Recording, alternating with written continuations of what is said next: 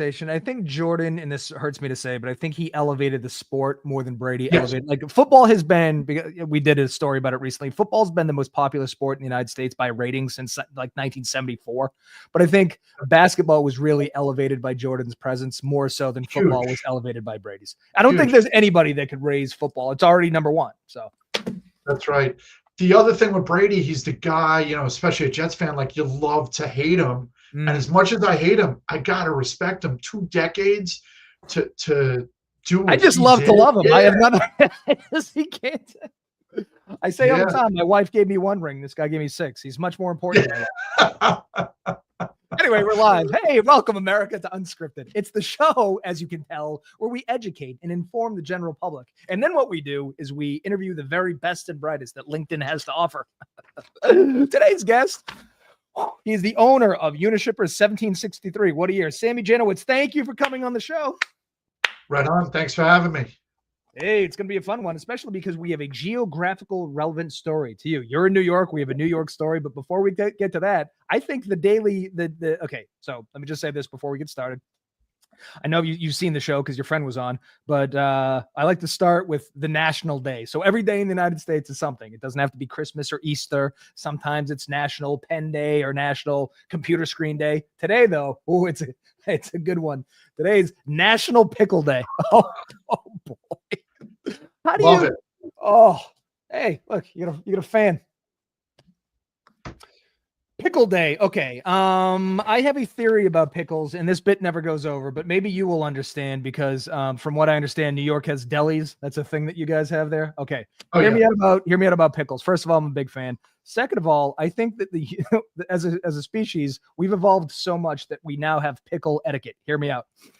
Let's say you go to a deli, right? You expect a big fat pickle. Yes. If they had little tiny gherkins, you'd be like, this is weird. Meanwhile, if you went to a party and they had a charcuterie board, you expect little tiny pickles. If they had a giant deli pickle, that would be weird. This means that 300,000 years on the planet, we've developed pickle etiquette. What pickles go where, when, why, and how. And I find that to be a little bit interesting. Do you? No, listen, I love pickles. I mean, New York, definitely a great place for pickles. I mean, I've been to a party where a pickle guy has been there. Oh, shit. You're talking about small batch, handmade artisanal pickles, different flavors.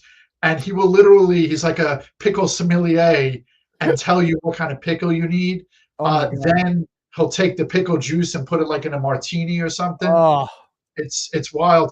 I was at a family circle meeting this past weekend, and I put my phone on Do Not Disturb, but literally, and so I'm in New York, I'm on Long Island. This was in New Jersey. Yeah. And one of the pictures, I've got cousins and aunts and uncles, and that's great. But here's a picture of the pickles that they put out from the deli by them. Those look like beautiful pickles. We're talking about the salt content of their deli's pickle versus like the sour one, the sour deli down the block from me. This is what goes on. I love pretension, and this is why it's a beautiful time to be alive. Like I say it all the time because I'm a big bourbon drinker, so a little bit of functional alcoholic. But if you were an alcoholic in the 70s, what were you drinking? Like Jim Beam and Miller High Life? Now we have the artisanal everything. And I didn't know pickles went this deep, but I love it. I got to find a pickle sommelier because that sounds, oh my God, what a time to be alive. It's incredible. Yeah, he's got the hat. He's got the whole outfit. This particular guy is Bucharanian, like a region of Russia, and like it's a family recipe since the 1800s, and it's crazy stuff. You know a Bucharanian pickle sommelier? Oh yeah. Life is so weird. I looked up some pickle facts. Evidently, pickles were invented in 2030 BC. That was a long time ago. But dill wasn't added to the equation until the 10th century. So I don't think those pickles are very good. But the average American eats 9 pounds of pickles a year. That seems like an awful lot of pickles, doesn't it? I don't know. The world record for pickle eating is 5.5 pounds in 6 minutes. I think I could do that, depending on the pickle. Here's another thing, too, that I love. I think for so long, all we did is pickle cucumbers. We're pickling everything these days, and I find it to be delightful. I don't know if you've had pickled green beans, but they're great. Pickled carrots. I mean, I'm not a big fan of the eggs. That's a classic gross. But what I do find is that these artisanal pickles, when you see them at like fancy places that sell charcuterie shit, so expensive. Like $8 a jar for pickles. I mean, I guess it's worth it, but man. You are the most popular guest. You have so many people that are thrilled to see you on a LinkedIn Live. Popular guy, and I'm sure they're thrilled to be talking about pickles. All right, let's talk about the rest of the news stories of the day, because after that, we're going to interview you to humanize corporate America about your favorite music, movies, and books. But before we get to that, the Wall Street Journal. Oh, I love the Wall Street Journal. They have an article today about facial recognition as a form of security at airports. Evidently, this is new. And there's a lot of rules and regulations about it. You have to be a frequent flyer. You have to join some program. You got to get your name in the thing. But I think this is what we need in totality. I think that we're in 2024. We don't need to be carrying around plastic identifications anymore. We never leave the house without our face. I know it can open a phone. You can get through security. But the problem people say is privacy. The illusion of privacy in 2024 to me is batshit crazy. We put all our pictures on social media, our friends, our kids. The government issues us a social security card. They make sure we have a driver's license. If you're doing something and the government needs to find you, they're going to find you whether or not the airport has your face or not. I don't know how you feel about this, but I think we should go hard on this because I'm also out of passwords. I forget a password. They ask me for a new one. I don't know any more words or letter combinations. I have no more numbers in me. Just use my face, please. My phone does. How do you feel about this? So yeah. So generally speaking, I agree. If you're going to take a air flight, you have to be with the times. You have to be willing to admit to facial scanning. The big challenge right now is what's happening with AI, and not to sound Mission Impossible here, but you see some of these AI creations and you wouldn't even know it was actually fake. But from a security standpoint, I love it. And what you're catching here are just the dumb people that happen to be taking a flight and robbed someone yesterday or whatever the scenario is. And for that, I think it's tremendous. I go out, I know what I'm doing, and I'm good. Like, scan everything and get me through quicker. Just get me where I got to go quicker. And hear me out. Eventually, it's going to be because, you can pay with your phone. Just pay with my face. Just scan, and this is connected to my bank account and every crime I've ever committed. That's fine. I just don't know. And then, you see all these videos of people like, give me your ID. Like, I don't have to give you my ID. All right, you can end that shit too. Just scan the face. Enough. Like, we have the technology. Let's expand this. Let's stop pretending we have privacy. We don't. We never will. It's over. It's like the Second Amendment argument. Oh, we need a well-armed militia. Oh, because you're going to fight the United States military at this point? They have drones. They can fly a drone into your bedroom and put a bullet in your head. It's over. Like, you can love guns, but stop pretending it's about a well-armed militia. Like, stop pretending we have privacy. We don't. The toothpaste is out of the tube. Let's just embrace it. Yeah, the challenge with the drones, they can only see from like up down. They can't see across. Yeah, now in 10 years they'll be coming out of your toilet if you need a colonoscopy. You're gonna go. I'm telling you, what we are at with this shit is the Nintendo Entertainment System. Remember that thing? Mario was great. We're gonna get the PlayStation 5 where everything is like, oh my god, what happened? But we still don't have a flying car. It's 2024, no flying car. I know. We were promised hoverboards, and what we got was Twitter. I don't know what happened. Although the FAA recently, for the first time in 80 years, has approved a new flying vehicle, and these are these flying taxis that go straight up like helicopters. So 80 years ago, they approved the helicopter, and then there was nothing now, so we're close-ish. But that's another horrifying. Can you imagine road rage in the air? That's going to be not good. Just don't crash on me. Don't land on me. Well, that's the thing. Don't fly over schools. Don't fly over playgrounds. It's going to be wild shit. I don't know. I did want to comment on the airport just as a general thing. It's conceptually bizarre. Like, a bag of chips is $17. Water's $35. You can drink at 6 a.m. People are sleeping on the ground. It's very weird, but nothing has crashed in a long time. They have a system. It's nothing on earth is like the airport. Maybe a spaceport soon to come. Ooh, spaceports. Oh man, I can't wait for spaceports. All right, this is the story I wanted to talk to you about. I had no idea this is a thing. We don't have it in Massachusetts yet, thank God. I'm sure it's coming. But congestion pricing pause may end, with Hochul expected to announce a decision today. So, what congestion pricing is, for everyone who's not in New York or not an idiot like me, What they want to do is with stretches from 60th Street in Manhattan below all the way down to the southern tip of the financial district, they want to charge passenger vehicles $15, small trucks $24, large trucks $36, and motorcycles $7.50. I want to remind people, because I drive through New York once a year. My parents live in DC. The tolls blow my fucking mind. I'm shocked every time. So I pulled them up. Something called the Veranzo, what are that? Narrows Bridge is $19. Verzano. The George Washington, which is what I am always subjected to, is 16. The Holland Tunnel 16. The Lincoln Tunnel 16. Queens Midtown is 11. Plus, I looked this up.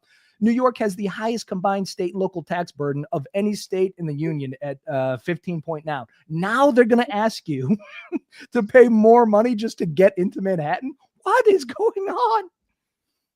Yeah.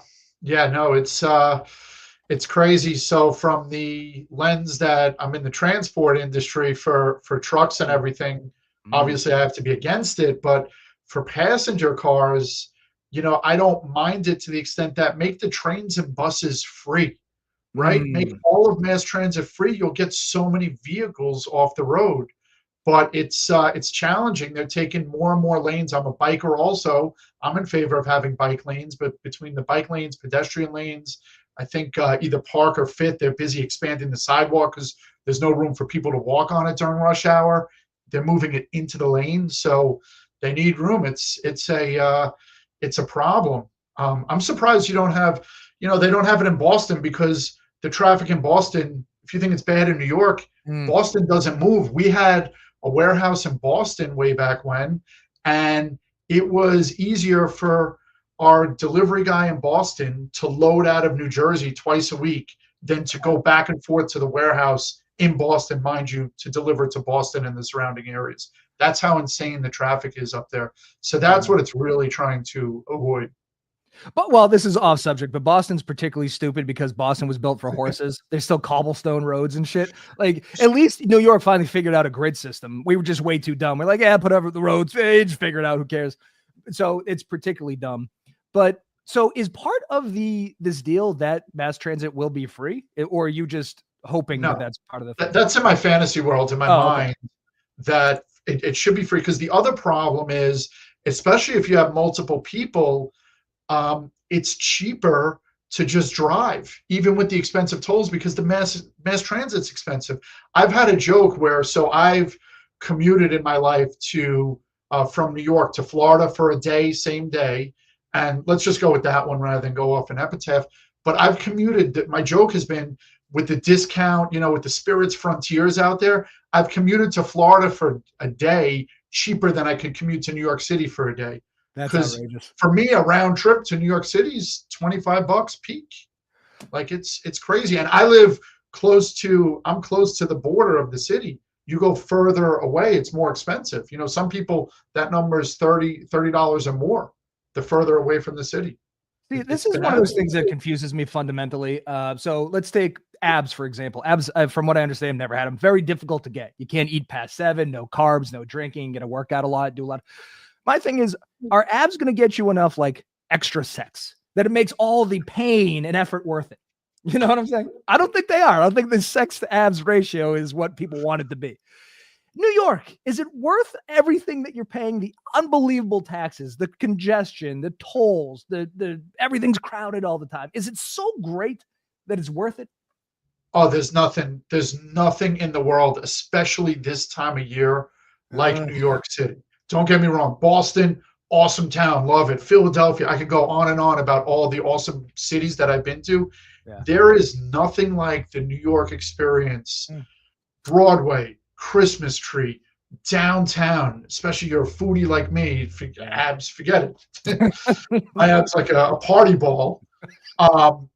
It's just incredible. And if you're ever, a few years ago, I was with someone from out of town. They were from a rural area, and they're like, I don't understand. You get on this subway and on and off, and I could be in Coney Island, and then I'm in Midtown, and then I'm in Chinatown, and then I'm uptown. Like, there's nothing like it. The food, the arts, and the experiences that you could have. And you don't even have to, like, you go see the tree. You don't have to pay for that. You can go ice skating in Bryant Park right now. You don't have to pay for that. The 9/11 memorial is something incredible to see. The Oculus, which is nothing more than a subway and New Jersey Path station that they built, it's architecture. Like, it's something to see. Like, it's just incredible. So my answer is there's nothing like New York. Now, for someone who goes there every day and commutes, like, it stinks. Yeah, you know? so that's the guy, this Thomas Lewis. This was a thing I pulled off LinkedIn. It was just people reacting to the article. But his point is, I guess he owns a flower business there. So he's going to absorb, because he says he can't pass it on to the customer, because then all of a sudden, that's a problem. But he's like, and I looked, there are some exemptions, but the exemptions are like emergency vehicles, government vehicles, taxis and Ubers aren't free, but they're going to have a discounted rate. But this just seems like this is $15 is a lot. 36 for a truck delivering this guy's flowers every day in the working week for a year. That's going to add up. And I don't know. I assume. So to that extent, ultimately the consumers will pay that difference, because he's going to go, I can't pass it on to the consumers, but the consumers are definitely going to have it passed on to them. Same thing, like they got to pay for it. Oh yeah, I mean, every store that needs stuff is going to be affected. I mean, and they're not going to go, I'll eat it, don't worry about it. It's never happened. Listen, it's capitalism. We're going to pay. Maybe you'll see more. He'll put it on the rickshaw, like the Amazon guys that have the electric bikes with those huge trailers in the back. Maybe you'll see more of those. Oh, you know what? Maybe the drones. That's how you avoid the traffic. You just drop pallets of shit. Oh man, God, look at you. You have a fan club. Nobody cares about me, and I've done 200 of these things. All right, let's do one more before we get to your thing. I don't really have anything to say in particular about this article, but I did find it interesting. So Volkswagen is on the ropes. It's a crisis of its own making. Evidently, there's a German term. I looked up the pronunciation. Zeitenwende means the changing of the times. So I do want to go on one little tangent because I'm in marketing. For so long, I heard this whole thing about how this new generation of humans really cares about purpose, brand purpose. They won't buy your shit unless you have a purpose behind it. Volkswagen, it says right here, I knew this, but they're a Nazi car. They were started by Nazis in 1937. They were state-owned. So Volkswagen was doing pretty good. Let me just clear this up. Volkswagen Nazi car, people keep buying them. Amazon doesn't let their drivers take bathroom breaks. Nike uses slave labor, and Apple has suicide nets at their iPhone factories. So let's just stop pretending that everyone gives a shit about brand purpose. I'm not judging. I'm just saying, can we stop? Can we stop? This was a Nazi car and they were doing fine. Anyway, the problem evidently with Volkswagen is that they have steered clear of electric vehicles. Now, in 2017, 41% of their 10 million cars went to China. But recently, China has embraced electric vehicles, and they're doing they're embracing specifically Chinese-made electric vehicles. So that's a big drop-off, 41% of your fleet not being sold anymore. And then the other thing is, I guess, the ironclad union, high pay, ironclad job security. And so it's too expensive to produce the cars. Nobody's buying the cars. And I just find it interesting that, like, Volkswagen, you're making 10 million cars a year. Even that industry is susceptible to the winds of change with people embracing electric vehicles or making cars in their own countries. It's just like, is there anything safe? You think making cars would be fun? Everybody needs a car. There's a lot to unpack there. But to sum it up in one word, diversify. You can't have 40% of your whole load going to one place, certainly not to a communist place. Especially a place that is capable of, like, just making their own cars. China was like, why are we buying 10 million? That's all 40, whatever that is. Yeah. No, it's interesting. The electric cars, that's a whole nother discussion. I feel like here in the States, it became a thing, and now it's kind of anti-electric car. I rented an electric car in Houston recently and had no idea that it was challenging to figure out how to charge it. Half the chargers don't work, the other half are the wrong charger, and the hotel didn't have a charger. So I basically spent my entire work trip based around where I could charge my rental car. It's so bizarre. There's a great documentary called Who Killed the Electric Car. The best. Oh my God, the chick from Baywatch. What was her name? Paul, Alexandra Paul. Yeah. Unbelievable. I didn't sleep after I watched that. I was so pissed off at the government. There was some, like, we talked about the Patriots, 18-1. I couldn't sleep after that. Who Killed the Electric Car? I couldn't sleep after that. It bothered me so much because it seems like we had way better technology back then. But what companies do is they buy patents and they bury them to keep using old antiquated technology. Sure. We still use the combustible engine. There's nothing as old as that we use in our everyday lives, but it's so powerful, and in any competitor gets destroyed. Yeah. I mean, the electric car opens up a whole, the next big rape of the earth is going to be deep water, where forget about, there's no fish left. We killed that. How about the bottom of the ocean bed is going to be scavenged for all the precious metals to go into the batteries, because we can't recycle anything. You know what's weird too? So again, we've been doing the show for a while, but we did a story like a year ago where it was some, Scandinavian team of college students strapped a solar panel on the top of a car and drove it across the Mojave Desert. And I was like, okay, we don't, there's gotta be, I know this is probably dumb. And if anybody like with half a brain heard this, they'd think I'm particularly stupid, but solar panels, why can't we just strap them to the top of a car? And like the sun controls everything from what I understand, right? Without the sun, the planet goes away. It's a pretty powerful thing. It's free. I mean, that's, I think, the crux of the issue is that it's free, and that would be a problem. But if a team of college students can get a car across the desert, can I drive down the street to the grocery store? You would think. I don't know. It's not enough. So in a practical setting to do what you're saying, there's not enough roof space for enough solar to have enough power for the stop and go, or for a highway, or what have you. I agree. And again, I'm totally an idiot, but you ever see the first computer? It's the size of a small house. Now look what we have. So, it's there. I'm positive we can figure it out if we really want to, but we don't really want to because there's no profit behind it. Right. So that's the thing. So just like I'm saying, make the trains and buses free, I got another one for you. Make rooftop solar, every house in the country, free. Just make it free. 100% tax rebate, no questions. And everyone will have solar, period. Right. But when we worship the dollar and we're, have Stockholm syndrome with capitalism, there's no, I mean, it makes all the sense of the world for people and the planet, but those who control the purse strings, why would they do that? So California, there was recently a 60 Minutes, I forget the term, but they have so much solar in California that they stopped all of the rebates. And you're talking, they had guys on there with 30-man crew, and they're like, I shut down. I went from 30 people, I laid everyone off. Now I have 5 people because they had on the bell curve, they produced so much solar power that they didn't have a place for the excess during the peak of the day. So they cut all of the state funding and everything. Yeah, solar and heat pumps, says Sean. The heat pump, doctor of heat pumps. Really? Dr. Heat pumps. But it's crazy. So you got to be careful wielding this technology. So if California is a microcosm of the rest of it's a tough nut. So you then have to go back to scavenging the oceans to put in the batteries to offset all of that solar output.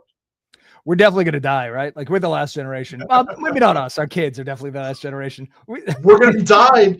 We're going to die, but we're being tortured for longer. So we're living longer. Yeah. We're definitely going to die, but it's like we've got so much more time where it's just a pure torture test. You got to work longer only to live longer to then die. Well, that's the thing too. Like, back to the conversation about pickles and how we're in the golden age of everything. Now, enjoy the pickle. For 300,000 years, humans have been like, we need sugar, salt, and fat. We need a little bit of heat. We're fucking harvesting potatoes. We don't have any butter or salt. Now we have everything. And they go, no, don't eat that. Oh, fuck you. If it takes 10 years off your life, it doesn't take 20 to 30 or 30 to 40 or 40 to 50. It takes 80 to 90, and you can have those years. I need the pickles and the bourbon and, Yeah. No, it's crazy. There are farms out there that I'm sure they have it with cucumbers, but with apples, you could buy apples that are like an 1850 blend, where the apple is like bitter. It doesn't taste because we've genetically modified and pushed the apples to be sweet. But it's crazy. The golden age of apples. I just bought a new apple the other day. It's called Autumn Glory. And the little thing underneath it said it had a hint of cinnamon. And I don't know if it's just because it's been suggested to me, but I think the thing has hints of cinnamon. It's unbelievable.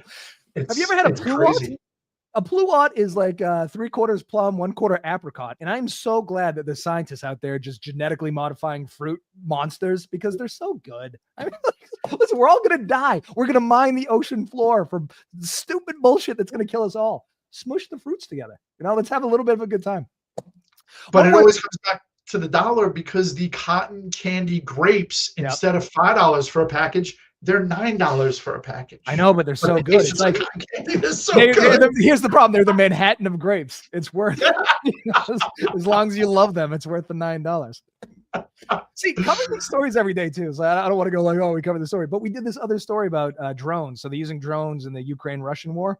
But the problem is drones run on GPS and remote control system, and both sides have what they call jammers. So they're falling out of the sky. So the geniuses in the United States, there's some pockets of people that have warehouses and know how to do this shit. They're making AI controlled drones, which are jammer free. But what we're talking, so even in the Terminator movies, in the early ones, we didn't have flying death machines controlled by AI. We've invented flying death machines controlled by AI. If that doesn't get us, the ocean's going to get us, or the goddamn, it's too hot. The floods, the fires, like it's over, baby. Now is the time to buy the cotton candy grapes because death is coming. That's true. I mean, the difficult thing with the AI drones is that they're going to wind up going to Ukraine, Ohio, not Ukraine, the country. I know this is, listen, I've said a lot of dumb stuff and I know that it's dumb, but did nobody see Avengers 2? Because Ultron went online for 2 seconds and goes, oh, we have to kill humans. The worst things in the world. This machine that had no, like, it just didn't know. It just connected to the internet. It was like, holy shit, humans have got to go. What do you think AI? It's rational. We're destroying the place. Every other species would thrive if we leave, except for like pugs. So AI is, I happen to be in like the midst of a 2 to 3 week deep dive on AI. So I found out about ChatGPT from Alex Hormozy, who actually Rashawn, the guy that was on there, showed me like a 60-second video and blew my mind. I watched it like 20 times, got on chat. And from like that point up until recently, I was using chat it's a wonderful tool to help write emails. Yeah. But you can't just be like, hey, write Eric an email. You have to tell it like the backgrounds and, here's the email, here's what I wanted to say, and kind of push it together. But AI, there are some wonderful tools that can really, help in a work setting and just speed things up and just get you to where you never thought you could be. It's like AI is the new, like, when you're talking to someone overseas, when you call an 800 number, because they're just those nuances, right, of someone like that. But so AI has like different nuances, where I would put slide decks together and people would be like, dude, you have to make this less AI or chatty. And I was like, you could tell. They're like, dude, are you serious? Did you read this? And yeah, I guess so. I guess I got My only worry is you remember playing Sega Genesis and going, holy shit, these graphics, it'll never get better. This looks exactly like real life. Well, and that's why I said with the airport, it'll, you'll have the Mission Impossible and it won't be you. So it's tricky. It's going to be a problem. All right. Enough death and destruction, I guess. Let's talk about entertainment. The last things that can make us happy before our inevitable demise. Okay. Your 3 favorite bands. Interesting, sort of a classic list in many ways, but let's start with these boys. The Grateful Dead. The Grateful Dead, to me, I don't really feel any particular way. I love that their fan base is so goddamn mental. Because I guess I listened to this Sirius XM station for a little while, the Grateful Dead, and like people will talk, well, were you in Pasadena in 72? No, but I saw them in, they have such a photographic memory, and it's for specific concerts and even set lists. And it goes almost beyond a cult following. It's like, this is some hardcore shit. Are you there?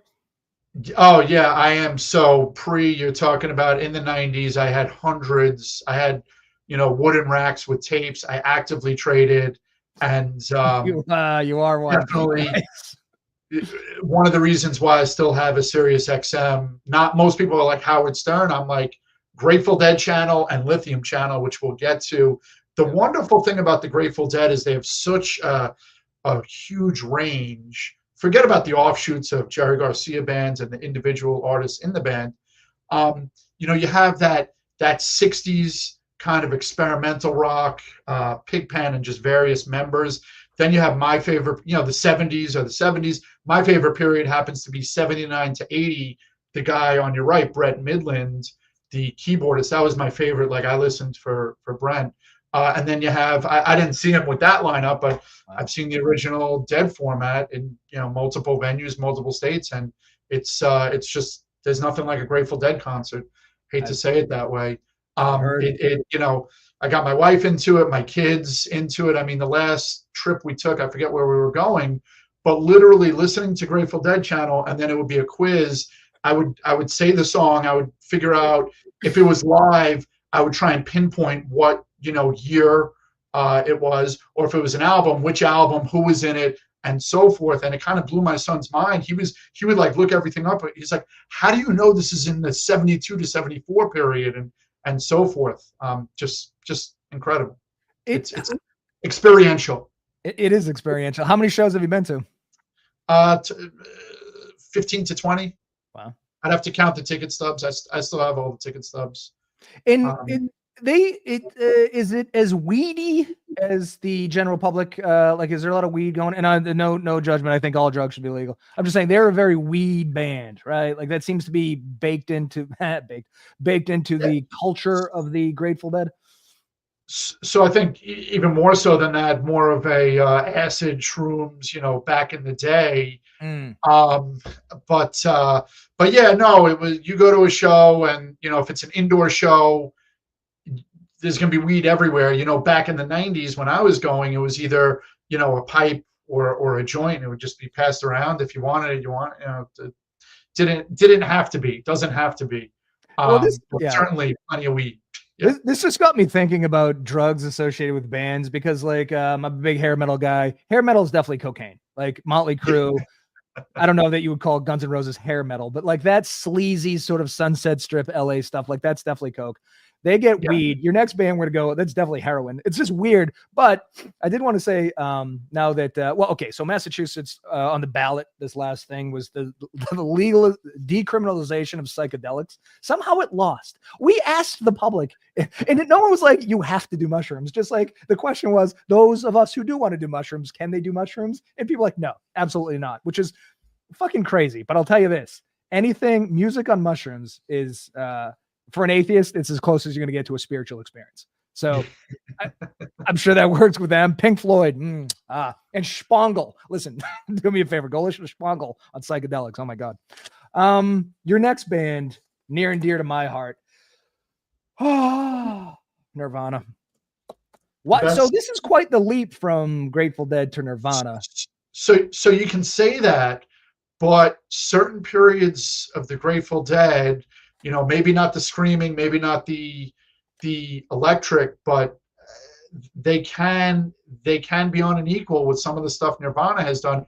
Certainly one of my favorite albums, Nirvana Unplugged. Oh my God, the Unplugged certainly reminds you, right? So the Grateful Dead did two runs in 80 or 82 at Radio. I may have this wrong. Like say Radio City and Warfield Theater in San Francisco, where they did like say 10 to 15 shows at a clip. They did first set acoustic and then two electric sets right behind it.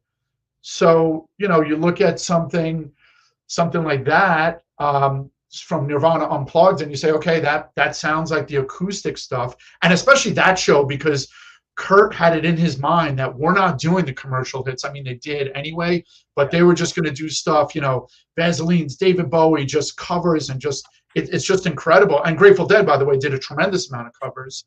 So that takes care of the acoustic part. And then recently I've had, so I'm going to say it's like Halloween 90 or maybe Halloween 92 at like, not the Roxy, but one of those kind of Roxy in New York City. And it's an electric, say, 110 minute Nirvana show. And I look at that. And if I played you some of the 60s Electric Dead in San Francisco stuff, like it's pretty similar-ish, let's just call it. All right, I'm going to run this experiment later today because I've never heard anybody compare these two. I'm not saying you're wrong, but I'm saying it's an interesting theory.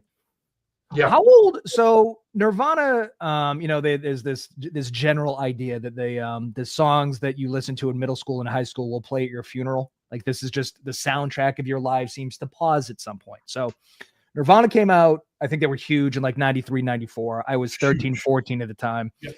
I was into hair metal initially, and I didn't know you're only allowed to like one genre. So I wasn't like, fuck Poison. I like Soundgarden now. I liked it all. But so doing the show and talking about music, I think a lot about my relationship with music. And I loved Nirvana, but I wasn't an angsty teen. Like I wasn't ready for like, oh, I'm exhausted by eyeliner and hairspray and devil worship. I need some flannel and the awful lyrics about being sad all the time. But something sonically about grunge just spoke to the time in the place, and then it kept coming. I love, speaking of Unplugged, Alice in Chains Unplugged, I think is one of the greatest Incredible albums I've ever listened to. And grunge was just so different, and there was so many bands that just like grunge and grunge adjacent that were amazing during that time period, and it came out of nowhere. But how old were you when this dropped? So I'm 48 now, so around the same age as you, Okay. maybe a little 14, 15. Right. But the thing is, and I try and explain this to my kids, so Something in the Way was in the Joker. So that sent my son, who's now 18, that sent him on he loves Nirvana, I also play Lithium Station all the time. So it's all of that music. But I try and explain to him, you don't understand. There was no internet, there were no phones, there was no email, but every time you put on MTV or you put on the radio, Smells Like Teen Spirit was on. That was the biggest anthem for the early 90s, period.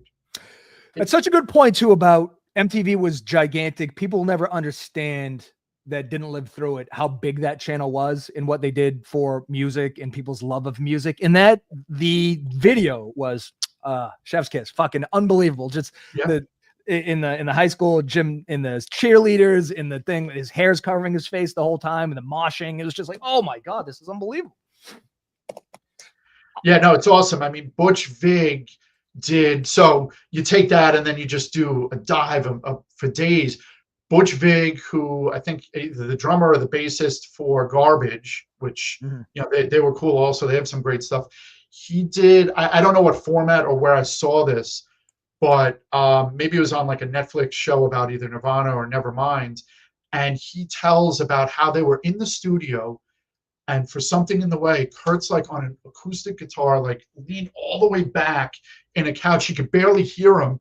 And he gets like a mic on a boom to start recording it, and just experiential. Like it's just, it just, the music, it's incredible. There's no other way to, you know, it's like a baseline for everything that would come after it, which is just like what the next band is going to be. The same thing. They're like a baseline for anything else that happened ever. Yeah. And that's how Nirvana was. They kicked it off. Smells Like Teen Spirit kicked off grunge.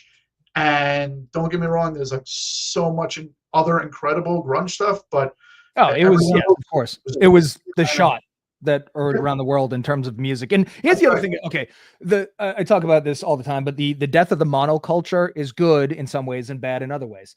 Yep. There used to be a time when grunge came in and it killed everything before it. Like now, music is so spread out, entertainment's so spread out. So often people are like, "Do you watch this series?" Like, I've never even heard of that or the streaming service you watch it on. So there is no more monoculture. But when this shit came out, you know, within like a 16-month period, you had Nevermind drop, you had the Black Album drop, you had Use Your Illusion 1 and 2, you had the Chronic, you had Doggy Style. So what you're looking is like, and everybody in my group was listening to everything. So we were listening to fucking rap and grunge and Metallica. Like nobody listened to Ride the Lightning, but the Black Album came out and it was like, oh shit, this is great. After I bought Nevermind, I went out, I lived in Belgium at the time because I'm an Army brat. I was like, fuck, I hope the PX has everything Nirvana did. But up to that point, they only had Bleach. And I bought Bleach and I was like, oh my God, this is hardcore. Like no softening of the edges Nirvana. And it was just, because pre-internet, that's the kind of shit you had to do. I mean, I remember, you'll appreciate this. I was at, I want to say Newberry Comics. Oh, and I bought like a Japan Pearl Jam with like a picture of a jar of jam with like pearls on it. I don't know if it was Japanese or German, like you couldn't get it and stuff like that. Again, no internet, there was nothing going on. Like people would forget about lending it. They'd be like, I got to come listen to that. That's crazy. I never let me see the We cover. couldn't burn CDs. There was no burning of CDs in the early days. Right. It was just fucking crazy. Oh yeah, Right. I forgot about Pearl Jam 10, Bad Motorfinger. Like there was just, oh my god, banger after banger. Then Out of Time by REM. If you went for that shit, VH1 was there for like the other stuff that was going on. You know, for the slightly cool parents, VH1 was there. It was just a magical time to be alive. Magical. You know? And I don't know. The death of the monoculture also means, I think, that everybody watched Seinfeld. Everybody listened to Nevermind. So it was easier to talk to people about shit too, For sure. Speaking of monoculture, it may be the most, along with Elvis, I'd say. Yeah. The Beatles fundamentally changed everything about music forever. The way it's recorded, the way it's sold, the way it looks, the way it's approached. I mean, I will say with the Beatles, similar to the Grateful Dead, I try and listen on Q1043 Breakfast with the Beatles on Sunday mornings, if I'm out, doing whatever, picking up groceries. If you look at the progression of their albums and just bangers, one after another, and just the experimental and the shit they did. I remember my dad getting a CD player, and he had like David Bowie, Changes Bowie, and Sgt. Pepper. And at that time, like I was in middle school or 6th grade, I had no concept that Sgt. Pepper, standalone, incredible, but that was just one of many, not even several, like many concept albums that they did that end to end, there's just one after another. And like everyone's covered them. Everyone's done that. Like, it's just incredible. And then also solo careers, individually, similar to the Grateful Dead, less so than the Grateful Dead, or even Nirvana. Look, Foo Fighters. Hello. Foo Fighters. I'll tell you, there are two bands that live on this list. People's 3 favorite bands. The 2 bands are the Beatles and Foo Fighters. Like Foo Fighters dominates. They were on yesterday. Like people fuck. So yeah. Yeah, I saw that. Yeah. The other thing about people, what a great time to be alive. And I'm obsessed with this idea. And it's this: 300 years ago, if there wasn't a piano in your town, you didn't know what a piano sounded like. If there wasn't a guitar, you didn't know what a guitar sounded like. What's been accomplished in the last 100 years is recorded music. So that meant that we could invent rock and roll, send it to England, they could hear it, and send back the Beatles, and send back the Who, and send back Led Zeppelin. And that is brand new. Once again, I must stress, humans have been around for 300,000 years. We're in the 100 years where recorded music is a thing. That we have exposure to things like reggae. You think reggae's no, reggae's brand fucking new. It's because people down there heard jazz. It's like, oh my God, what a time to be alive. Like, I know that's like a trope at this point, but 200 years ago, people didn't have music, They had music. Everything was live. You had to show up. Yeah. You had to show up. Since the dawn of man, you had to show up, and it had to be repeated, not push a button. I think of the movie Ray, when he records it, and they're like, "What the hell was that? Like, you just played me back? What? That's a thing?" Yeah. Like at some point, somebody say, "Hey man, have you heard the new Beethoven album?" He's like, "Absolutely not. I don't fucking." What are you talking about? That's 5 miles down the road. I can't get to that. But to your point, if you weren't in Vienna, you didn't hear Beethoven unless he was brought somewhere. Right? I know, and I don't think people think about the magic that is the last 100 years. The Beatles didn't just happen to come around the last 100. They could only have happened in the last 100 years because they got exposed to American music, and that it's in that idea. It happens globally. This is just our example of it, and it's just remarkable. All right. Oh shit, it's running out of time-ish. All right, let's go to your movies. Listen, if you live in New York, you don't have The Godfather on this list. I think you get kicked out. So why does this speak to you? So this the simplest reason: anytime it's on, it doesn't matter what scene or what's going on, it stays on. It is just classic. Tremendous amount of replay value. Until the 5th or 6th time I watched it, I didn't even understand the whole story. Mm-hmm. And it's like the baseline for every other, whether it's Casino or Goodfellas or Bronx Tale. This is like the baseline to any of those. This is the granddaddy. There was a recent series on it called The Offer. I don't know if you saw it. I think it was on like AMC, or that's a must see. It's like a 10-part show of how The Godfather came into becoming a movie, which almost didn't happen at 20 different times. The Offer, highly, highly, highly recommend. Incredible piece. They did a wonderful job of just the time period, putting it all together. I love that shit. I don't want to interrupt you, but there's a series on Netflix called The Movies That Made Us, and it's the same thing. And they go into like Jurassic Park and Home Alone and all these, like, in 20 different times they almost didn't make it, or it was different actors, different directors, different scripts. It's wild. The fact that these things the fact that movies come to fruition and they're good is a miracle. Yeah. This is, I mean, The Godfather is just the best. So many quotes and so many standalone incredible scenes that are just everyone knows about, talks about, and they've been spoofed in shows like Seinfeld and a gazillion others. I think The Godfather is probably one of these things too, and like it's too early for us to have been there when it happened. But the movie that I draw comparisons to is Pulp Fiction, which is like there was script writing before Pulp Fiction and script writing after Pulp Fiction. And the fact that you just had two characters talking about a Royale with cheese in a car, that didn't really happen before Pulp Fiction. It may have, but that popularized the idea. When this movie dropped in 1972, the gangster movie we know it didn't exist. This invented that. So it must have been like, what the fuck did I just watch? Because it birthed everything after it, So this used to be a movie too, where I would say I don't like it. I watched it in high school, and my problem, I think, I was just too dumb, and I needed fast pay. It's slow and it's long. It's slow and it's long, which is always my criticism. And then there's that Family Guy clip. I don't know if you've seen it, but they're all about to die, and Peter goes, "I have a secret," and he goes, "What is it?" And he goes, I didn't care for The Godfather." And then everyone's like, "Oh my God, that's crazy." So I used to pull that, but I watched it recently, and I was like, it's slow and long, but it's great. You just can't be 16 probably. Right. No, so you're right. The thing is, you feel like you're there. Yeah. Just like Pulp Fiction. Pulp Fiction, you're right. They're talking about that one also was a little slow, as was Reservoir Dogs.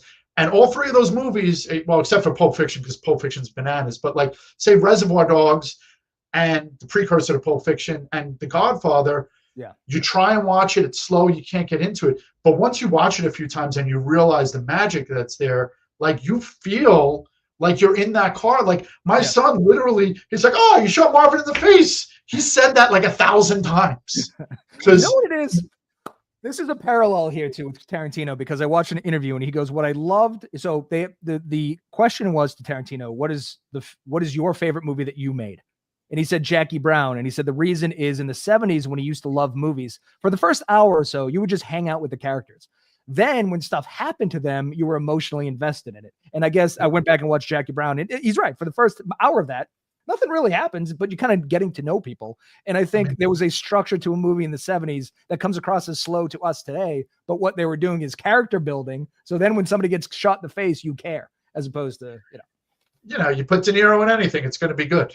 Yeah, that too. All right. We could talk about this forever, but I do think we should move on. The Shawshank Redemption. I've said it a million times. I think it's a perfect movie. I'm so happy that is the #1 movie on IMDb's top 250 movies of all time. Incredible. Wow. It's a love story between two men that has nothing to do with sex or anything. Like, there's no gratuitous violence. There's no car chases. There's no nudity. It's just such a fucking good story that it's almost untouchable. It's just perfection. No, you're right. To that extent, there's one line that resonates with me on that. It's and a little bit of a spoiler alert at the end. He's like, I think it's okay. It's on TNT every hour on the hour. So but you'll always stop what you're doing to watch it, no matter what scene, because there's so many great scenes. But at the end, he goes, "I can't wait to see my friend and shake his hand," or something to that effect. And you're like, "What the fuck did I just watch? I got to go watch it again now." I know. It's just it's outrageous. My line about this too, because I talk about it a lot, because it's on a lot of people's lists, and it should be. It's the only time a test audience was right. So, did you know the story? Evidently, the movie, the original cut ended with him doing the whole like that in the rain out of the thing of shit, and everybody's like, "Well, what about Red?" And they're like, yeah, what about Red? I don't know. Fucking. So they had to go back and reshoot. So they reshot that scene where he's walking on the beach and Andy's working on the boat. I mean, without that, because that's such a cathartic moment. You absolutely needed that. So it's the only time I think test audiences have been right. So interesting segue into, I came close. There's another, actually, Tim Robbins film that I've seen. I rewatched it recently because it's not on a lot. At the time, it was kind of a big deal. The Player. I don't know if you've ever seen it. And I think that movie came out, like, it didn't do so great, but then on the rental market, Blockbuster, like, it kind of blew up. But yes, this is another thing that I lament about today is the death of the mid-budget movie, because it needs to make $1 million at the box office because there's no rentals anymore. Nobody goes to Blockbuster, so it can't make money on the back end. Shawshank Redemption tanked at the movie theater. It made its money afterwards on cable and within rentals. So like, we don't have these anymore. We don't have comedies anymore because the mid-budget movie doesn't exist. We wouldn't get Pulp Fiction today. We just wouldn't, because it's not a Marvel movie and it can't make, $2 billion at the movie theaters. Yeah. This movie also has a lot of like Brooks was here. When he plays the opera and all the dudes they don't know what they're listening to, but they're moved by it. And there's just when he says something about the guard's wife and about the taxes and he dangles them over the thing, the beers on the rooftop, and they felt, he goes, Bohemian. Oh, it's just like it's. And one more thing, because we got to move on, but this is in the holy trinity of almost perfect Stephen King non-horror movies. So Stephen King wrote this, Stand By Me, and The Green Mile, which are all unbelievable, and they aren't horror movies. Like, he should have done more of this. Perhaps he will. All right. This small budget movie that didn't go very far or do anything. Star Wars. Right. Yeah. So I'm a nerd. And this is kind of like The Godfather. It's like the whole family of Star Wars. My favorite individual, and I kind of was thinking maybe Rogue One as a standalone, which is I'm not a Star Wars guy, but I've heard many times that Rogue One is the movie that that's like somehow that breaks. It's better than everything else. It's standalone, right? Everybody dies at the end. Spoiler. But I was like, shit, I have a fucking interesting thing about Star Wars nerd culture. Everybody loves Rogue One. So I'll tell you something about Star Wars. I worked with a guy, this is like 20 years ago, and he was a few years older than me. And he goes, yeah, my brother was in high school at the time in 77 or whenever. And he went and saw this like 7 times in the theater. I was like, Gary, what the fuck are you talking about? He goes, you don't understand. Yeah. It's the 70s. So there's no phones. No, this was before, the internet is, before Netflix, whatever. No phone, none of this technology. He goes, this is what you did. And this movie came out. There was nothing like it. Yeah. It's a space opera, for lack of a better term. It's the movie that lost 1,000 ships too. It's $1 billion industry. They're making new ones. Everybody's obsessed with it. It birthed toys like the toys that made us on Netflix had a Star Wars episode. Like toys like that didn't exist before this. I mean, it's just one of those seminal cultural moments that changed a lot of things. It's funny you mentioned that about like going to see it, because recently I'm on a text thread with my family, and my brother Troy is 16 years younger than me. He goes, I just watched the pilot of Cheers. It was fucking unbelievable. So I was like, I'm gonna go watch the pilot of Cheers. They mentioned Sam Malone brings a date. He goes, oh, we just saw Star Wars again. I was like, oh, again, because what else? Like, that's right, I guess. Right. But it was that crazy. It's another one. It's not, I wouldn't say it's like slow like Godfather could be, but like you need to watch it so many times just to like, there's so many tidbits all over the place. Yeah. Like, I think I need to go rewatch it as an adult. I'm never like this whole space. Which is weird because I'm a fucking kind of a Marvel nerd, certainly an MCU nerd to some degree. But just the look of it always threw me because it looks like the Partridge Family in space. Like just the hair. I was like, man, this is it's dripping in 70s. I mean, it could not. It was made in the 70s, but. Yeah. Yeah. Here's the thing. I know about being on the outside looking in. I'm wrong because the vast majority of people love this. But you don't have to be wrong. It's not for everyone. I would say you might be better off suited, going to see Rogue One and you don't need to know the background story to see Rogue One to realize, does it tie everything together and does it specifically take place in between, whichever number, 7 and 8, whatever. Yes, but like you don't need to see all the other ones to have it be a meaningful film. No, but the other thing that it did sort of organically, that the MCU did organically by accident, is it really built up characters and you care about them. And then when they appear in other movies, you're like, oh my God, this is unbelievable. So like that shared universe is an interesting concept that you can't really do in like The Godfather. Like you can't have Tony Soprano coming in and, oh, you know what I mean? It's just, you can have these big moments like in the third Spider-Man when all three of them are there. You're like, oh my God, this is incredible. You can do that here too. So I get it. Yeah. Yeah. All right. We got to fly through these books because we've had a delightful conversation. But the first one I wasn't sure. There's two books by the same name, so I gave you both. Rocket Fuel. I'm not sure. They both came out at the same time. Is it the one on the left or the one on the right? It's the one I'm looking at the left with the 2 arrows. Oh, okay. Well, that's good because that's the one I did research on. Well, the Part other of one was EOS. Grant Cardone. I was like, he's popular these days. I wasn't sure. So what about Rocket Fuel speaks to you? So it was at the time my friend Rashawn put me onto this book, and it really just speaks to really my role in work. At that time, I was COO of an energy company, and it just talks to the role between the get shit done doer and the CEO. And it was an epiphany for me because I never really read something on like, oh my God, this is who and what I am, and this guy put it in book form. It was just incredible. The role thing, especially like when you're building a company, because you do everything, and then the delegation, and like that's a necessary evil. It has to happen if your company's going to grow. But it's unless there's a roadmap, it gets complicated, because I don't know. It's tough, yeah. It's conceptually bizarre. And I don't think we're going to have time to talk about the third one, but I do want to talk about this one. I haven't read it, but Arnold Schwarzenegger doesn't get the credit he deserves for everything he's done in life. He is still to this day the perfect specimen when it comes to bodybuilding. Like he's the Tom Brady. He's the thing that you were compared against. He went on to become the biggest box office sensation arguably ever. I mean, the guy, his run in the 80s and 90s was ungoddamn believable. And for a kid in Terminator, I've seen Total Recall, I don't know, 8 billion times. Then he goes into public service and he becomes the governor of California. He was a poor boy from Austria. So I haven't read the book. I didn't even know he wrote it. I will. This man is incredible.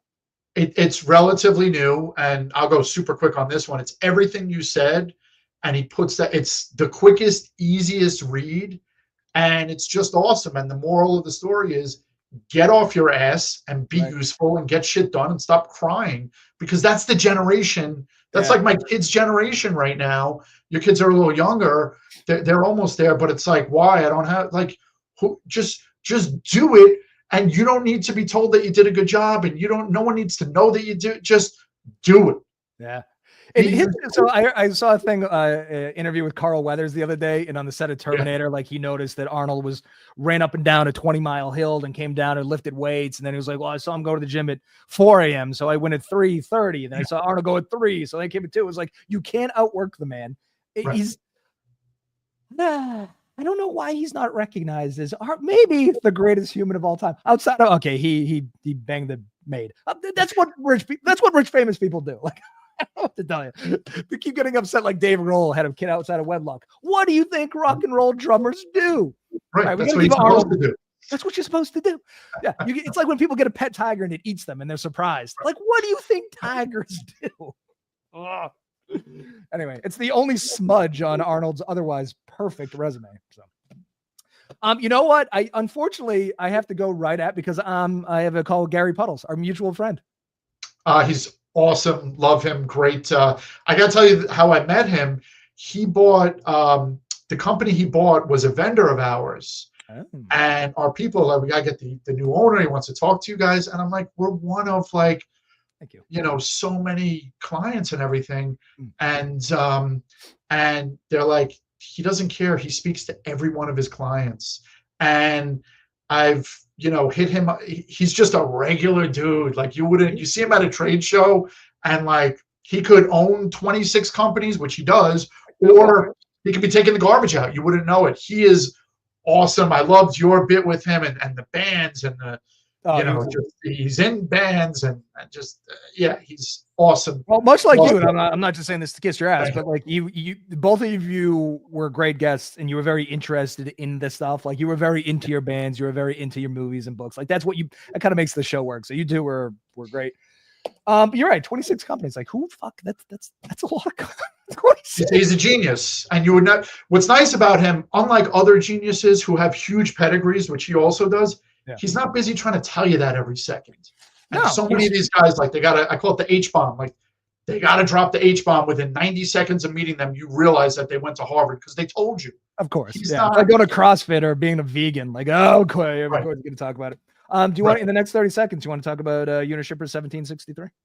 Yeah, please, by all means. So my target customer is spending $20,000 to $200,000 a year with FedEx, and I want to bring them over to UPS and put them in my system or integrate with their system and save them money. And then the same thing for LTL, less than trailer. Think of shipping a pallet of goods from location A to location B, partial trailer, full trailer, air freight, ocean freight. All right. I don't know if you read the description of this show today, but I do have an idea for divorce pies. I think we got to talk about this. I think I think it adds levity to the otherwise sad situation. Enough with wedding cakes. 50% of marriages end in divorce. You got to send something, a divorce pie. I love it. Alimony apple. What else do I have? Oh, joint custody. I thought that was a good one. Custody. That's I gotta get on a call with Gary, but normally we would talk in the green room. You've been awesome. Can we talk again sometime? On and Absolutely. off the air. Looking forward to it. Thanks everyone for watching.